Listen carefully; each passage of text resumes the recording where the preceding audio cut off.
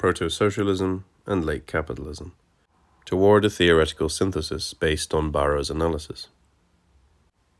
Barrow's significance for an analysis of late capitalism. The following text focuses on issues in Barrow's book that have a universal significance extending beyond his analysis of the GDR. This means that concepts articulated by him, which, in his framework, that of actually existing socialism, could not be further developed, can be shown to have relevance to late capitalism as well. The second part of this essay is my contribution to an analysis of those tendencies in late capitalism which correspond to the tendencies noted by Barrow in Protosocialism. His book is not merely a critique of actually existing socialism, it is at the same time a Marxist analysis of the transition period to integral socialism. It is the most important contribution to Marxist theory and practice to appear in several decades. Barrow's transformation of method. When one says that much of Barrow's critique applies, mutatis mutandis, to late capitalism, and that, mutatis mutandis, the alternative is valid for both social systems, this does not mean that Barrow outlines some sort of convergence theory. Rather, he has demonstrated that unity between progress and destruction, productivity and repression, gratification and want, which is rooted in the structures of both of these very different societies. This unity, which in very different forms is common to both societies, and whose stabilizing potential Marxism has fatally underestimated, can be broken only in a socialism that does not yet exist. Does not yet exist. Thus the concrete utopia, and its monstrous negation in existing society, becomes the guiding thread of the empirical analysis.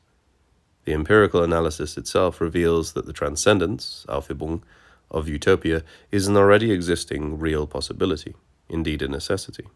The conclusive demonstration of this possibility is the result of a revolution in method. Socialism shows itself to be a real possibility, and the basis of utopia is revealed in what already exists, only when the most extreme, integral, utopian conception of socialism informs the analysis. For it is not the abolition of private ownership of the means of production, though this remains the indispensable precondition of socialism, which as such determines the essential difference between the two systems. It is rather the way in which the material and intellectual forces of production are used. Quote, "The entire perspective under which we have so far seen the transition to communism stands in need of correction, and in no way just with respect to the time factor. The dissolution of private property in the means of production on the one hand, and universal human emancipation on the other, are separated by an entire epoch." End quote. Barrow finally breaks with the distinction, which has long since become a repressive ideology, between socialism and communism. Socialism is communism from the very beginning, and vice versa. The essence and goal of a socialist society, the total individual, the encroachment of the realm of freedom into the realm of necessity, must, and can, already here and now become the project and guideline of communist policy and strategy. This revolution in method, in fact, returns Marxism from ideology to theory and to praxis. What transpires in the course of Barrow's analysis of class relations in the GDR is the recapturing of the concrete, its liberation from ideology. The absence of all jargon, of mere rumination over Marxist concepts, or better, words, testifies to the grounding of the analysis in social reality. Instead of stubbornly hanging on to theses that have long since become historically obsolete, Barrow's analysis develops the Marxian concepts in confrontation with the changed structure of the post-capitalist society of the GDR and of late capitalism. A decisive result is that historical materialism makes a genuine advance. The relationship between base and superstructure is redefined. The focal point of the social dynamic is shifted from the objectivity of political economy to subjectivity, to consciousness as a potential material force for radical change. Quote, "It, the human race, must continue its ascent as a journey inwards. The leap into the realm of freedom is conceivable only on the basis of a balance between the human species and its environment, with its dynamic decisively shifted toward the qualitative and subjective aspect." End quote. In this shift, Barrow sees socialism's essentially aesthetic motivation, oriented to the totality and to the return of activities to the self. This marks the retrieval of the element of idealism originally in historical materialism, the liberation from the economy that is the aim of historical materialism. Historical materialism remains intact. It is the dynamic of the base itself, the organization of the ever-increasing productivity of labor, which makes the activity of self-emancipating subjectivity the focal point of change. As Barrow's analysis proceeds, it becomes apparent to what degree the turn toward subjectivity applies to late capitalism as well. Even more than in actually existing socialism, in the highly developed capitalist countries, liberation has become contingent on the spread of a form of consciousness that is rooted in, yet at the same time transcends, the process of material production. Barrow calls this surplus consciousness. It is that free human capacity which is no longer absorbed by the struggle for existence, which is to be translated into practice. The industrial, technological, scientific mode of production, in which intellectual labor becomes an essential factor, engenders in the producers, the collective worker, qualities, skills, forms of imagination, and capacities for activity and enjoyment that are stifled or perverted in capitalist and repressive non-capitalist societies. These press beyond their inhuman realization toward a truly human one. In the subjectivity of surplus consciousness, compensatory and emancipatory interests are forced together into a unity. Compensatory interests concern mainly the sphere of material goods, bigger and better consumption, careers, competition, profit, status symbols, etc. They can, at least for the time being, be satisfied within the framework of the existing system. They compensate for dehumanization. Thus, they contradict the emancipatory interests. Nonetheless, Barrow insists that compensatory interests cannot simply be reduced and rechanneled in the interest of emancipation. They are a form of the demand for happiness and gratification that is deeply rooted in the psyche. Through them, what exists receives its legitimation. The revolution cannot be carried through on the backs of the people, but the power of compensatory interests and their satisfaction stifles the realization of emancipatory interests. The revolution presupposes a rupture with this power, a rupture which in turn can only be the result of revolution. This, then, is the vicious circle that recurs so often and is formulated in so many different ways in Barrow's book. It is the central historical problem of revolutionary theory in our time. Between today and tomorrow, between unfreedom and emancipation, lies not only the revolution, but also the radical transformation of needs, the rupture with subaltern consciousness, the catastrophe of subjectivity. The contradiction between an overwhelming productivity and social wealth on the one hand, and its miserable and destructive uses on the other, is not propelled toward this catastrophe with the necessity of historical law, not even when it is guided by a Marxist-Leninist strategy. The increase in productivity and the abolition of private ownership of the means of production do not have to lead to socialism. They do not necessarily break the chains of domination, the subjugation of human beings to labor.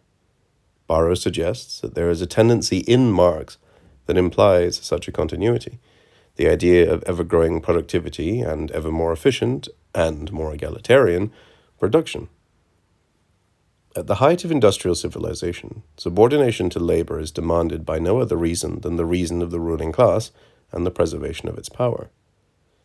In actually existing socialism, subjugation is justified by the lag in the economic, military, and technological competition with capitalism. But once a new form of domination is established, necessity is transformed into virtue. The first stage is prolonged into an indefinite future. The qualitative difference of a socialist society is lost, and all the more rapidly, the more this socialism adopts the consumption model of the highly developed capitalist countries. Compensatory interests work against emancipation. The vicious circle exists in both societies. How can it be broken? The economy of time, surplus consciousness, and the role of the intelligentsia. The question takes us back to Barrow's concept of surplus consciousness as a transforming power. This consciousness has its material base in the scientific, technological mode of production, in its intellectualization. At this stage, it is embodied, but not reflected, in the intellectualized layers of the collective worker. Beyond this, surplus consciousness exists in all strata of the dependent population in an obstructed and inactive form. There is a dim awareness that there is no longer any need to live the way we do, that an alternative exists. This dim awareness becomes a certainty in the catalyst groups of the opposition: the students' movement, women's liberation, citizens' initiatives, concerned scientists, etc. Wherever the great majority of the working class is integrated into the existing system, class relations tend toward an elitist structure in which the intelligentsia plays a leading role as a part of the collective worker. Barrow defends the provocative thesis that the intellectualized layers set the tone during the preparatory and transitional period, and that they assume a leading role in the reconstruction of society. The intelligentsia plays a leading role for two reasons. 1. More than ever before, knowledge is power. Information about the scientific and technological, economic and psychological mechanisms that reproduce the developed industrial society gives the possessors of such information knowledge of the objective possibilities for change. Of course, knowledge alone is not enough to realize this potentiality. But the intelligentsia does not function in isolation. It is the process of production itself which becomes intellectualized, and in it the intellectualized strata play an increasingly important role. In the GDR, they are a part of the apparatus that controls the means of production, and among them, according to Barrow, there is a considerable opposition to the dictatorship of the political bureaucracy. 2. For the intelligentsia, the realization of their compensatory interests is no longer a matter of daily concern. They share with the party functionaries the high-level privileges in the material and intellectual culture. In capitalist countries, this is the case only to a very limited degree, and then only for a small circle of more or less conformist intelligentsia. The majority of the not-so-privileged strata at least have the privilege of education, which can open the otherwise closed horizon of knowledge that transcends the existing state of things. The creation of the space and time required for the development of emancipatory interests beyond the material sphere, which today determines all and everything, is the task of socialist education and a socialist division of labor. Even in its transitional period, socialism is basically a problem of the economy of time. The new distribution and organization of labor aims at reversing the proportional amount of time spent in necessary and emancipatory labor in the interests of the total individual. Insofar as this redistribution of time on an overall social scale also requires a radical reorganization of necessary labor, Barrow gives very concrete suggestions for such a reorganization. The new economy of time would amount to the emergence of the realm of freedom within the realm of necessity, and insofar as it would be carried out throughout all strata of the society, it would demolish the privileged position of the intelligentsia by universalizing it. Domination, state, and anti-state. Barrow rejects any conception of the transitional period that purports to be able to dispense with a communist party, a bureaucracy, and the state, as anarchism and adventurous left radicalism. He even speaks of the state as the taskmaster of society in its technical and social modernization meaning the creation of emancipatory institutions. Such a state would be a taskmaster in the form of a truly universal educational system, embracing the material as well as the intellectual culture, and having as its goal the liberation of needs from their class-determined psychic base. The absence of initiative among the masses and the absorption of the working class into the prevailing system of compensatory needs rob the idea of the withering away of the state of its empirical historical rationale. Socialism must create its own anti-state and its own system of administration. People and functionaries, this is the unavoidable dichotomy of every proto-socialist society. Only the proto-socialist? That would be a reversion to the two stages theory. Barrow's conception seems to imply that universality will still be institutionalized even in a fully developed socialist society, the anti-state as state. The state is anti-state insofar as it contributes to the further unfolding of emancipatory needs and gives wider play to spontaneity and individual autonomy. It is state inasmuch as it organizes this process in the interests of society as a whole, in setting priorities, distributing work, education, etc., and indeed does so with a binding authority legitimated by the people. In the anti-state, the dialectic of the autonomy and dependency of needs repeats itself. The socialist state makes note of the needs of individuals in the form in which they appear within the prevailing system of needs, and transcends them in new emancipatory forms, which then in turn become the individual's own needs. Barrow sees the requisite rational hierarchy still needed, even under integral socialism, as the counter-image of the established apparatus of domination in actually existing socialism. He envisages a democratically constituted and controlled hierarchy from the base to the top. At the summit, this hierarchy becomes a dual power, Doppelherrschaft, the Communist Party and a League of Communists. The latter would be independent of the party, recruited from those members of the intelligentsia in all strata of society whose consciousness is most advanced.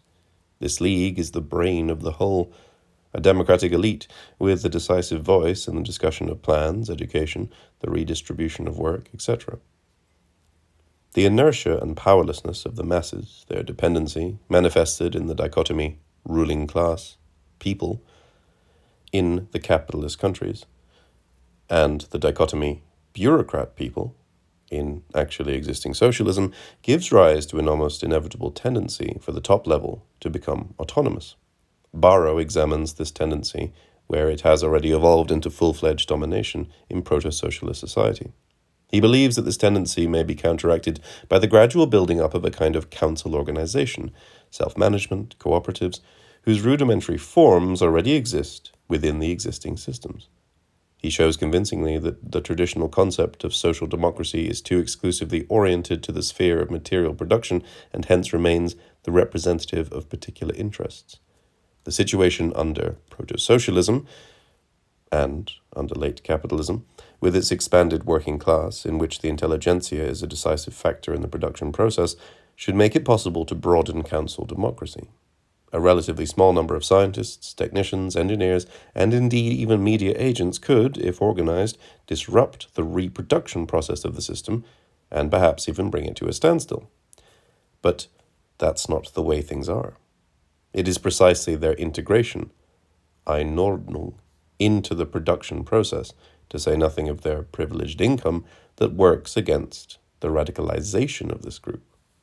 Nevertheless, the social position of these groups gives them a leading role in the revolution. During its preparatory and transitional periods, the revolution requires a leadership that can stand up against the compensatory interests of the masses as well.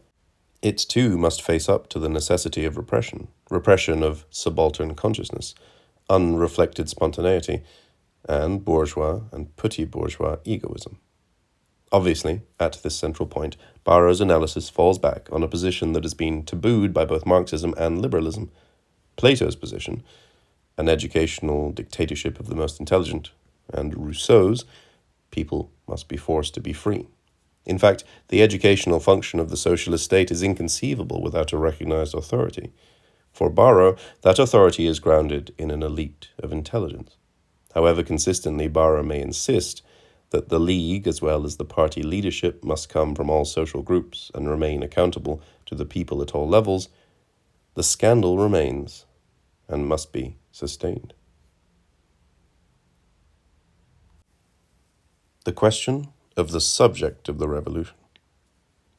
It is precisely here where Barrow's interpretation of socialism is so vulnerable to defamation and ridicule that the full radicalism of his approach and his fidelity to Marxian theory stand out clearly. The question of the subject of the revolution, which the integration of the working class has put on the agenda, finds its answer here on the level of actual historical development.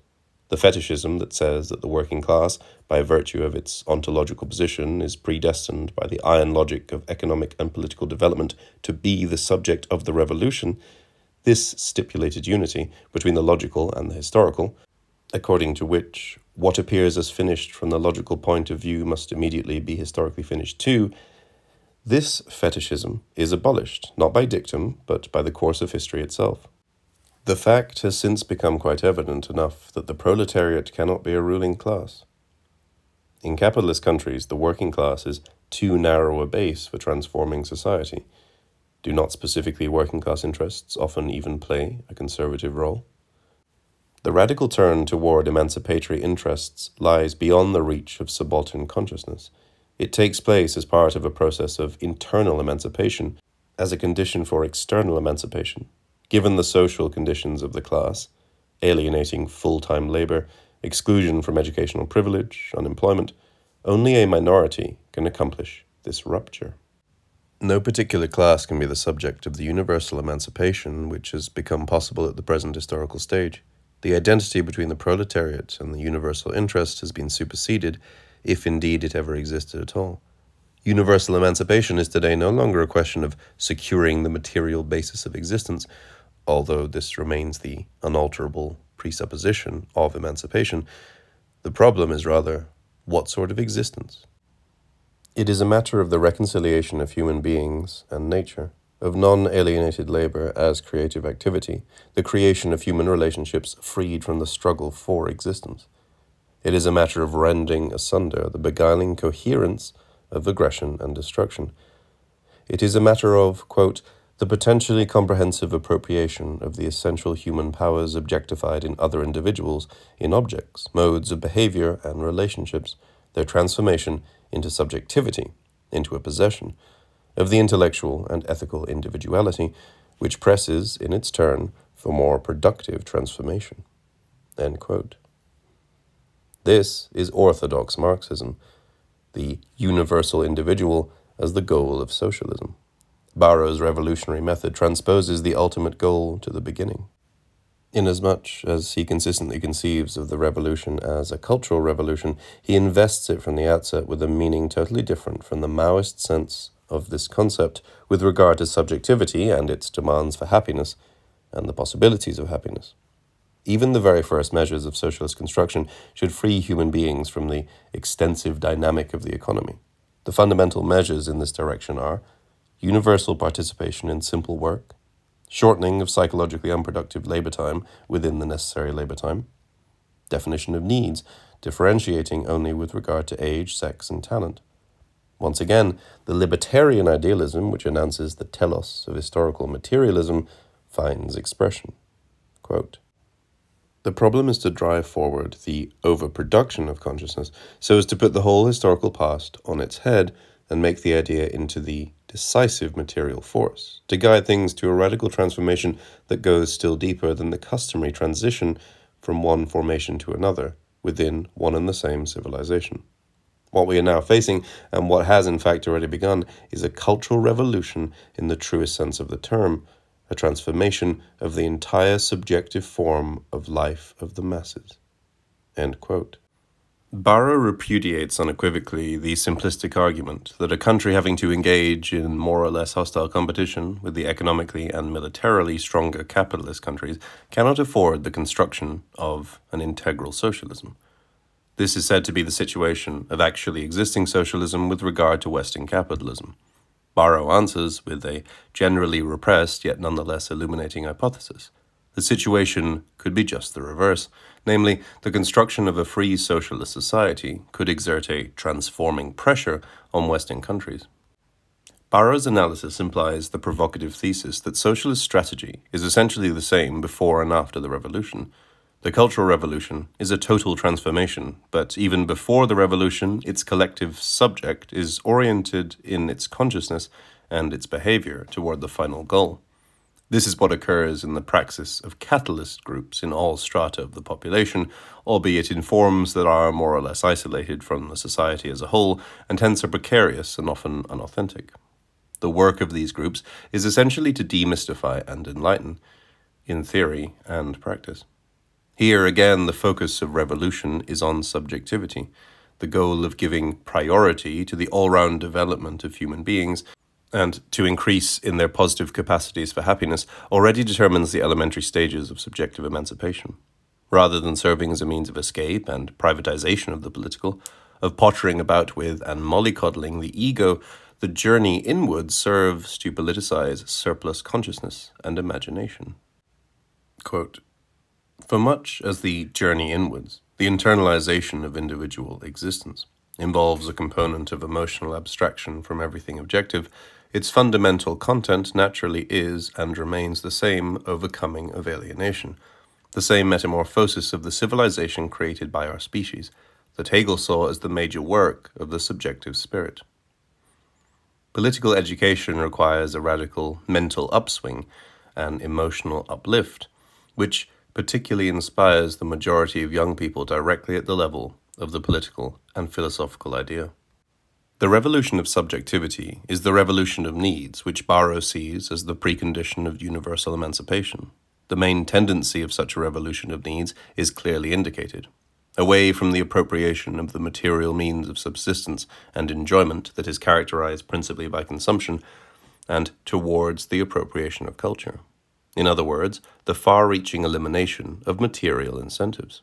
The domination of compensatory interests, which reproduce material incentive over and over again, must be broken, not through a policy of reducing consumption, but through a genuine equalization in the distribution of those consumer goods which determine the standard of living.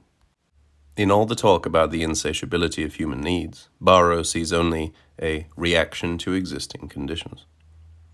The reconciliation of material and intellectual culture within material culture requires the abolition of the performance principle with regard to income distribution and its realization with respect to the development of non-alienated creative work and non-alienated enjoyment. The reduction of necessary labor time and the burden of alienated labor makes possible this reversal. It also heals the rift between subjectivity and objectivity by the opening up of a general space for freedom, for self-realization, and growth in personality in the realm of necessity itself, and through the incorporation of nature into this free space. Barrow ridicules the anxiety among the new and old left over reintroducing bourgeois or even petit bourgeois concepts such as personality, mind, and inwardness into Marxism. Indeed, it is within Marxism that these concepts can be authentically transcended. He wastes no words on the reproach of idealistic deviations, etc. He uses these terms not in order to rescue once again the humanistic young Marx, but in order to develop the transcending content of the categories of political economy. Exploitation, surplus value, profit, abstract labor are not only categories of inhumanity that have acquired objective form under capitalism, they are also the negation of that inhumanity by that socialism which has now become an objective possibility. The realization of this socialism, which is blocked under capitalism, is the object of the cultural revolution. The cultural revolution encompasses the ethical and aesthetic dimensions as well. Barrow makes only a suggestive allusion to the ethics of personal relations. Eros, education, and marriage are, as far as possible, to be brought into harmony with one another. Aesthetic motivation becomes operative in, quote, a shift of priorities away from the exploitation of nature by material production towards the adaptation of production to the natural cycle, from expanded reproduction to simple reproduction, from the raising of labor productivity to care for the conditions and culture of labor. Production also according to the laws of beauty, Marx. The precondition for this is a science and technology suited to human beings and nature. It is time to pose the key question. Assuming that Barrow's theory of the foundation of socialism has been conceptually and empirically demonstrated, how can the transition from the existing order be conceived? Revolution remains the precondition. Now, more than ever before, it is true that a revolution is necessary to obtain reforms. For the countries of actually existing socialism, where private ownership of the means of production has been abolished, the fall of the dictatorship of the political bureaucracy would already be the first revolution. Barrow believes that the opposition within the bureaucracy is widespread enough for such an overthrow to be a real possibility. But what is the situation in the capitalist countries, whose objective ripeness for revolution has long since been recognized? Both question and answer lie beyond the bounds of Barrow's analysis, but it provides some important indications. A summing up of the critique of the Marxist-Leninist model of revolution. Today it is evident to what degree the Marxist-Leninist model for revolution has become historically obsolete. There are two major reasons for this. 1. In countries where the ruling class has at its disposal strong military and paramilitary organizations equipped with the most advanced weaponry, and on whose loyalty it can count, armed rebellions and seizure of power by the revolutionary masses are beyond the realm of real possibility. This is the case in the most highly developed countries. 2. With its tremendous productivity, late capitalism has created a broad material basis for the integration of diverse interests within the dependent population. The very concept of revolutionary masses has become questionable for these countries. This does not mean that the expanded working class has made its peace with the system. The policy of economic cooperation and confrontation may very well become political and yet not transcend the system itself in the direction of socialism. The tendency is rather toward a new populism, a popular rather than class opposition, for which armed uprising is not on the horizon, to say nothing of the seizure of power.